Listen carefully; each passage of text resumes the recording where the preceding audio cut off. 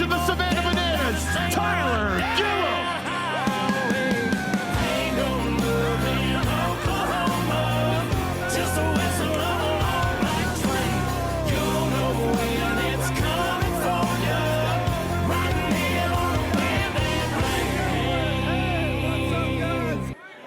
The energy is contagious in this room. I'm telling you. Are you guys with me on that? Hey, give me one clap if you're with me on that. 2 claps. 3 claps. Say boom, baby. Boom, baby. You guys are locked in. You guys are locked in.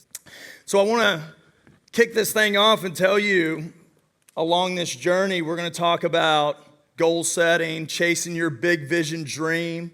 We're going to talk about creating that environment that's going to get you there. We're going to talk about betting on yourself. That's my story about betting on myself along this journey. We're going to talk about the past, the present, and the future. I think it's important when you're leading people, when you are a coach, maybe a CEO. You're always talking about the past, how you got there, the present, where we are, and the future of where we're going. But before we dive into all that, let's talk about the elephant in the room. The boots and the kilt. Some of you guys saw me running down and I got on this stage and you said, what the hell is this guy doing wearing a kilt and boots? And guys, I'll be honest with you, everything we do has intention, everything we do has purpose, and we're going to dive into each one of these. And one of the questions I get asked often is the number 66. Like, why do you wear 66? Like, nobody wears 66. That's way out of left field, right? And it's important because it's the ranch I grew up on in Ada, Oklahoma. It's Gillum 66 Ranch. My grandparents owned that ranch. And all of us cousins, my brothers, we all grew up on that ranch, and we learned a ton. Like, there were so many life lessons of shoveling cow crap and manure and baling hay in 100-degree heat, and there were so many life lessons. But those life lessons really came from the people that was in our lives, and initially that came from my grandpa and my grandma. So my grandpa, businessman, owned businesses, owned realty, owned a grocery store at one point, used car dealer at one point. Like, he's done so many of these things, but what he really taught me every single day is how to show up and go to work and serve, right? I watched him so many times over the years get up at 4:30 in the morning. He's old school, right? He had the same white t-shirt, the same black slacks, right? You guys know what I'm talking about. His whole closet just had that white shirt. I don't think he owned another shirt, right? But it was the same guy every single day. And that was really important, right? Can you be the same person every single day? Like, you don't ride the roller coaster of emotions. You show up, you put the work in, you serve. And my grandpa did that for 83 years till the day he died. My grandma tried to get him to retire for like 15 years. She's like, hey, we've got enough money. Like, you don't need to go to work anymore. And he's like, no, this is what I love, right? Some of you guys probably know what that feeling's like. You show up, I love what I'm doing every day, right? I'm going to the baseball field every single day. I love that, right? You got to find something that you love. It's not about work. It's not about paycheck. It's about the people you're around, okay, that environment. It's about what you're serving every day. My grandma, she's a saint. Man, she's one of the best. You know, she's 93 right now. And tell you what, sorry.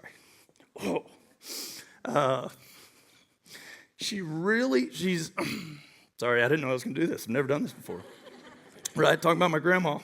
So my grandma, she really taught me how to serve. She loves the Lord, and we grew up in the church, and she was always reading scriptures and journaling and writing every day. And I tell you what, she gave me the best present for Christmas when I was 8 years old, and I thought about this morning, and that present wasn't a gift. It wasn't wrapped up.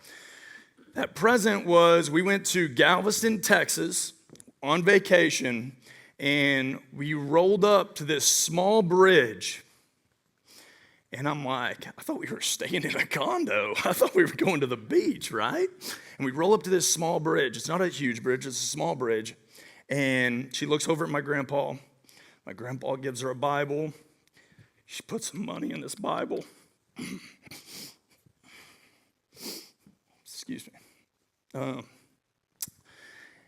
And she walks underneath this bridge, and there's this lady underneath the bridge. She ends up giving this Bible and some money to this lady under the bridge.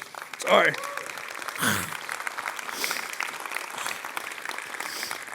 And so, guys, I've spoke 50 times.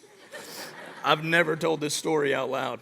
So I wanted to share this with you this morning because I do think it was impactful. So, all right, I'm good. All right, let's rock. All right. So she gets out of the car. I don't know what she's doing. She goes and meets this lady, and she's like, we're going to go meet our friend, right? And so she goes and meets this lady, and she gives this lady a Bible, and there's some money in it. And we walked away, and we always talk about like Christmas presents, right? We're in that holiday spirit. We're getting there right now, and that experience taught me way more than any present that I ever got, because it was about serving. It was about giving, right? And those are the two people why I wear 66. So I think it's always important, you guys, never forget where you come from. Those roots are really important. I'm from Ada, Oklahoma, small town country kid, home of Blake Shelton. Anybody know Blake? Great mullet back in the day, right? Great mullet. I never had a good one like he did. He had the curls. I didn't have the curls. I got more straight hair. All right, but Blake's an awesome human. We, Ada, Oklahoma, everybody's going to wave at everybody. My wife is originally born in New York, moved to Phoenix. She grew up in the city, so when she went back home to Ada, Oklahoma, we're driving down the dirt roads, and we're just waving at everybody, right? If you country folk in here, you guys know how that goes. We just wave. And she's like, do you know that person? I'm like, no, we're just waving, right? It's like you give the finger, right? So she's like, all right, she's learning. And so the boots, I wear the boots for my dad. My dad was a bull rider, so some of you guys might be watching the National Finals Rodeo right now. It's going on, and my dad was a bull rider, man. And, as a bull rider, it's not if you get hurt, it's when and how bad. And then you got to show up the next day and you got to get on another bull. So if you guys watch the National Finals Rodeo over these next 10 days, you're going to watch bull riders get on a 2,000-pound bull that wants to horn them, all right? One dude got his face busted last night. He's going to get on another bull today, okay? And then the next 8 days in a row, he's going to do that. So some of you guys, think about that in your lives and comparing that to what you're doing. Maybe you're going through a hard time. In Banana Land, we call that going through the mess. You can't be scared to go through the mess. You got to get back on the next bull the next day, all right? Hurt, sick, sore, show up every single day. My grandpa did that for a long time, and that's who my dad was, all right? And my mom, she grew up, and she was like a teacher. She was a cheerleader. Okay, through high school, she danced a little bit, she modeled a little bit, but she was a cheerleader in her life. She was cheering everybody on. Everybody said she never met a stranger, right? And so with me going around the country and speaking with people, everybody's like, yeah, that's Diane right there. And so if you guys understand the stereotypes of a bull rider and a cheerleader, you guys know my DNA is I didn't win very many spelling bees. Okay, I'm not the smartest person in this room right now, okay? But what we did have is a lot of grit, a lot of toughness, and a lot of giving, a lot of serving, a lot of cheerleading along that way. And so that's my blood. That's what I'm built on right there. That's my foundation. I think that's important as we go through this talk today, is understand the past of where we came from. And as my dad, bull rider, he wanted me to be the next Lane Frost. How many in this room know who Lane Frost is? All right, that's right, my guy up here, yep, Lane Frost, movie called 8 Seconds, okay? All right, phenomenal movie, came out when I was 8 years old, okay? We go to the movie theater. My dad's on my left side, my mom's on my right side, and we're gonna watch 8 Seconds.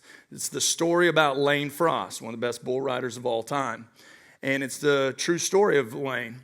And what happens in that movie is at the end of the movie, they go rodeo in Cheyenne, Wyoming. They call it the granddaddy of them all. It's a huge rodeo there. And he ends up getting horned in the back by a bull called Taking Care of Business. It ends up puncturing his lung, and he dies in the rodeo arena. And at 8 years old, I'm sitting here, I'm watching this on the movie theater, and I look over, and my dad's sitting to my left, and he's crying. It's the first time I've ever seen my dad cry. Dude's a tough dude, right? My hero, right? And I'm like, this dude's crying. That guy just got horned by a bull. My mom's crying. And in that moment, I said, I think I'd rather get hit by a 90-mile-an-hour fastball than horned by a bull. So my trajectory of rodeo went to baseball in that moment right there. My dad, I don't think he had any clue of what happened in that moment right there, but that's where I really started falling in love with the game of baseball. My cousin Chris, I looked up to him so much. You guys probably got some older cousins or brothers you look up to, and I went to the baseball field every day in our small town, and I got to watch these guys practice and play, and I thought they were the best thing since sliced bread, all right? And they were in high school. They won 4 state championships at Latta High School, small 2A high school in Oklahoma. I thought these guys were the best. And I was like, I want to be those guys when I grow up. And so as I continued to go on my journey, 10 years old, all right, small town, and we're going to go play for the Pee Wee State Tournament, Stroud, Oklahoma. Huge tournament. Nobody was there, okay? All right, family was there, all right? We thought it was big time, Pee Wee State Tournament, right? So we go play in the state tournament. We end up winning the state tournament. It was the first time I really won something big in my life. And man, I was addicted. We dogpiled for the first time, all right? If anybody has ever dogpiled before, I'm telling you, there's not another moment.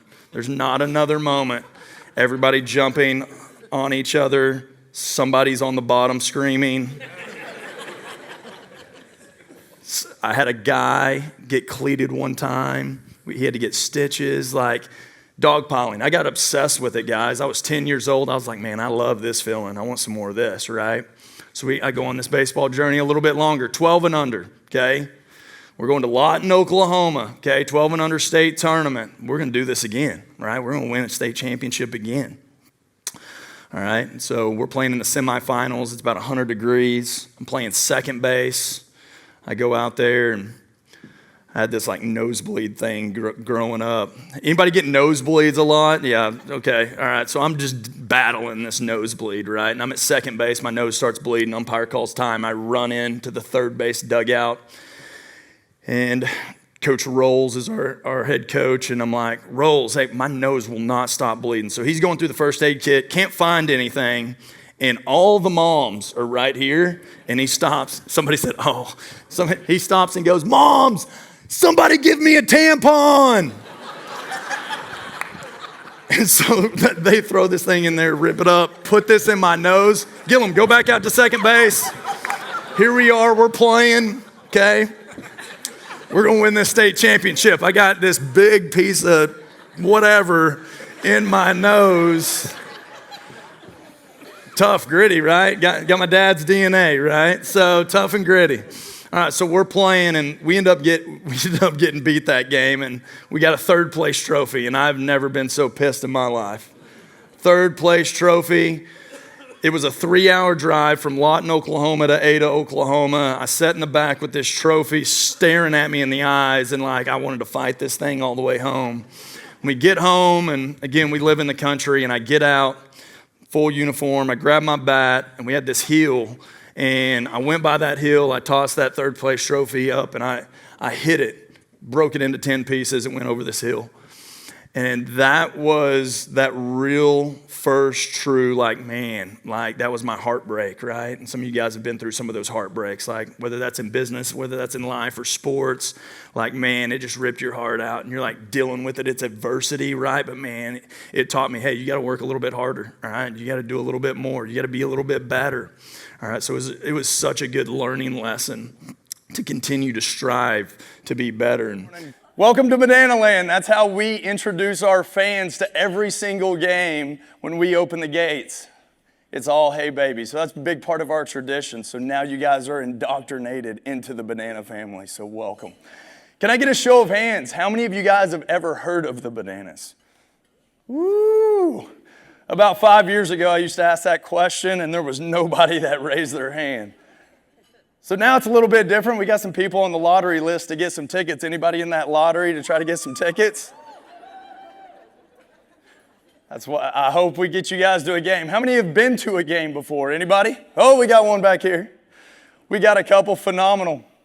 Thank you guys for joining us. I'm excited to be here today and share some of our stories about Banana Land. Our company's called Fans First Entertainment, and everything we do is fans first. So when we start figuring out what our principles are going to be or what our goals are going to be, we ask the question, is this fans first? And so we created that back in 2015 when we were just a summer collegiate baseball team, right? We went into Savannah, Georgia. It was 90 years of minor league baseball in Grayson Stadium, and we come into Savannah, Georgia. We're going to take over this place, and we're going to bring this Savannah Bananas to Grayson Stadium. And so we did a naming contest. We said, hey, what should the new Savannah team be named? There was a bunch of names that went out, and they said, the Savannah Bananas. We said, yep, that works. So we put it out on Facebook, right? News, they put it out. It's this big hoopla.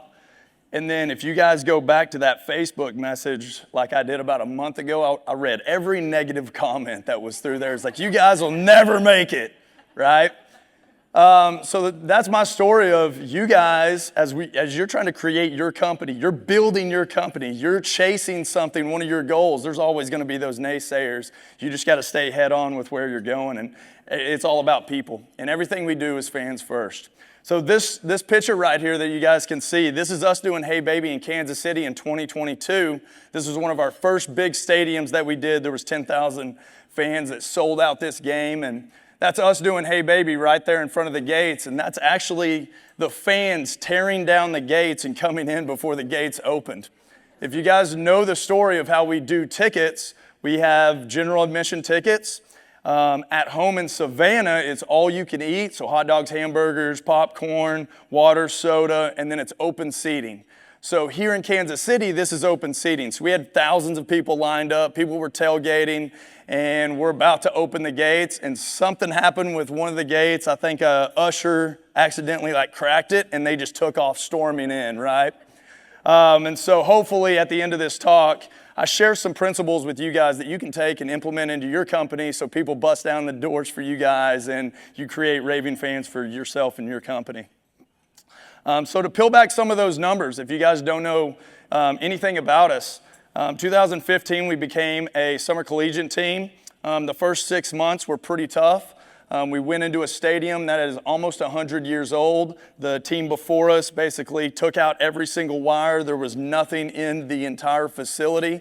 We were working off of little tables and just making phone calls to see if anybody will buy one ticket to come to a game. In those first 6 months, we were bankrupt. We couldn't pay bills. This is Jesse and Emily Cole's story. Our owner's story is, hey, they got a phone call and said, hey, we got to pay bills. We don't have any money in the bank. So what do? So they sold their house. They lived in a small apartment in Savannah, and they started figuring out how to make it work. And they started growing fans one at a time. And since then, one person at a time, today we are now going to have 1 million fans on this 2024 World Tour. So it's pretty wild where we're at right now. I say all that because those numbers are big, and a lot of people see us and they're like, man, you guys are an overnight success. But Emily Cole and Jesse Cole, our owners, they've been doing this for 15 years, trying to create one fan at a time. They did it at small venues and small companies, and now they've just grown it, and we've plussed it every single step of the way. And you'll hear that throughout this talk is plussing it. All right, how do you plus all the good things that you're doing? And that's what we talk about every single day. How do you plus it? So with some of these numbers that you see up here, we just reached 1 million followers, subscribers on YouTube. Okay, that was one of the goals that we set in 2022. We hired an intern, okay? And he said, hey, I'm all into videography, and I want to create 1 million subscribers on YouTube. So we created a plan for it, and then January 8th, we hit 1 million subscribers. So that's pretty cool, right? So those are some of those goals over time. So how are you setting goals? What are those principles that you are putting and implementing every single day to get your people to do what you want to do in the future? Okay, this is the question I get asked often. I've met some of you guys here last night, and some of you guys said you've read Jesse Cole's book, Fans First Way, and you said you've implemented some of the things that we do inside of our company into your company. But a lot of people say, how do you do it marketing-wise? What does it look like? So here's our flywheel, and I love to share this flywheel because it's very important to us, and it's got us to where we are today. So the first piece of that top one there is attention. At the very top, attention. How do you create attention? You guys are all marketers, all right? We're all in some type of marketing world. How do you create attention? Attention is number one. For us, it was whatever's normal, do the exact opposite, all right? That was one of the first things that I heard when I interviewed in Banana Land in 2018. Whatever's normal, do the exact opposite. Create attention. Once you create attention, you can attract people to come to your company. For us, that's a baseball field. They're going to come to a baseball game or a banana ball game now, right? So attraction, once they get there, what's that third one right there? Connection, all right? You can create a connection. How do you create that connection, right? We're going to break that down. Once you create that connection, you can make memories that will last a lifetime, and we call those never forget moments. Every speech that I give to our team before we go out and put on a show is tonight there's going to be one person that's never been to a banana ball game, and we want to create a never forget moment so when they walk away, they're going to go tell all of their friends that this was the best experience that they've ever been to in sports. And so that's what we're going to try to create for you guys inside your companies. Once you create those memories, you're going to create raving fans. Those raving fans are going to tell stories, and they become your marketers, all right? Once you have more marketers, you're going to create attention. We spend $0 on marketing.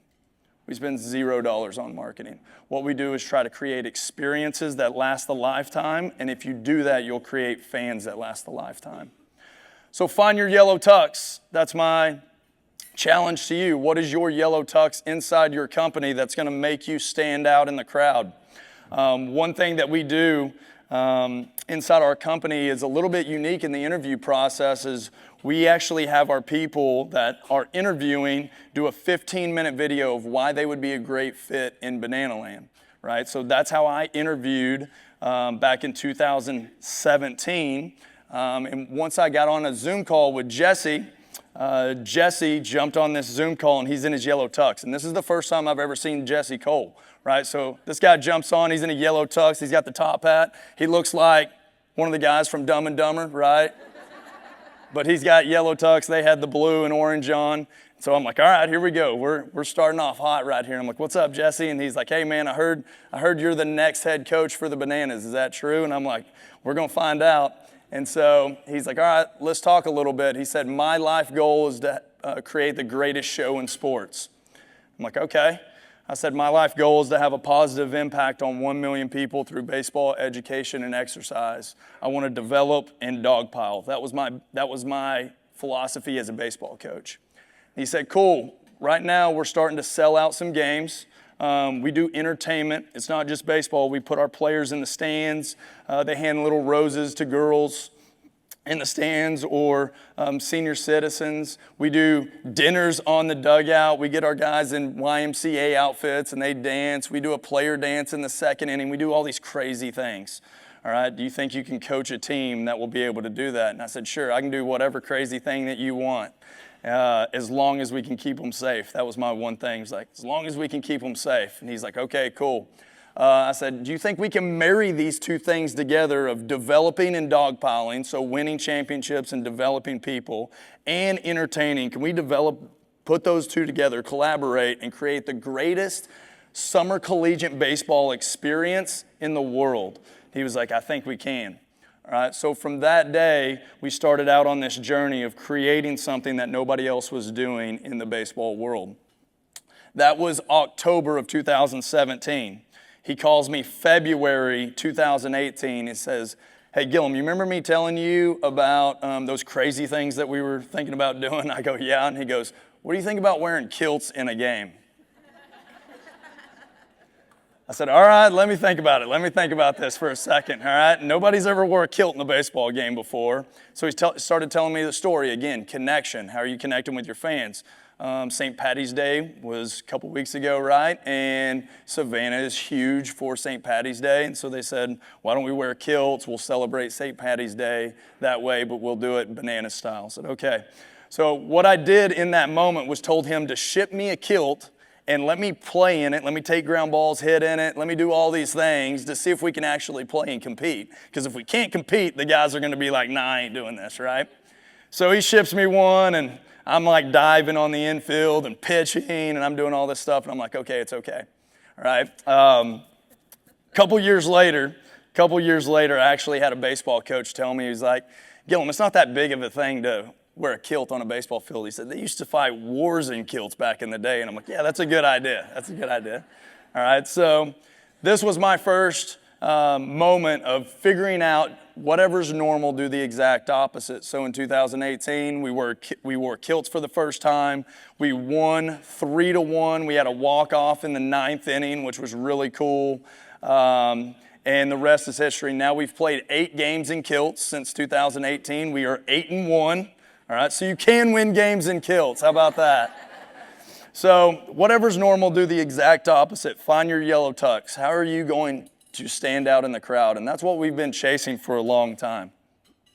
Here's whatever's normal, do the exact opposite. So we've got kilts right here. We're doing a thunderstruck kick line. We do this after the national anthem. So if you guys have seen the Dallas Cowboys, this is the banana version of it. We don't have cheerleaders, guys, okay? We have the Banana Nanas. That's our senior citizens dance crew. All right, you got to be 75 and older. Mama Karen, she's going to get on your butt if you miss a step. All right, she doesn't mess around. There's like 2 or 3 days a week they practice dances, and I can't tell you how many ladies have come up to me over time saying, I just want to be a Banana Nana. And I'm like, well, you can be one. And then that's us on the left there, that far left picture, that's us doing the YMCA. We got a guy in a construction helmet. And so that guy right there, he pitched in the SEC. He got drafted, and he's playing professional baseball now. So a lot of people are like, oh, those guys just dance. No, we got really good baseball players too. So that was always my stick for a long time, is attention on social media was a lot of these things that were outside of the norm. All right, we didn't show the normal baseball stuff. And the reason why is we noticed a long time ago that if we tried to do it like everybody else, we were going to get a bad result. And if we could change it just a little bit and do it a little bit different, we could get some extraordinary results. So think about your company and how you could do it that way. All right. Once I got into the environment, I said, okay, I'm having guys dance in the dugout, on the dugout. I'm having guys go into the stands. They're doing all of these entertainment things, and then I want them to be really good on the field too. So how do we marry these things together? Well, we got to get everybody on the same page. So you guys are trying to do that inside your companies too. And so we script out everything. So this was our original script from 2018. The green color is our baseball, all right? And the yellow is all the entertainment. All right, and so I scripted out and put their names exactly on what they're doing. This thing is morphed to another level now as we've created Banana Ball. But we basically taught them, hey, create your routines for the day. So what are your routines, and are you teaching your colleagues daily routines that they can execute every single day so you can eventually get to a big result? All right, and that's what we do with this script. Hey, we're going to take care of everything that we need to take care of, and we're going to check those boxes. So at the end of the game, when we have a last impression, those fans are going to leave and say, this is the greatest show that I've ever been a part of.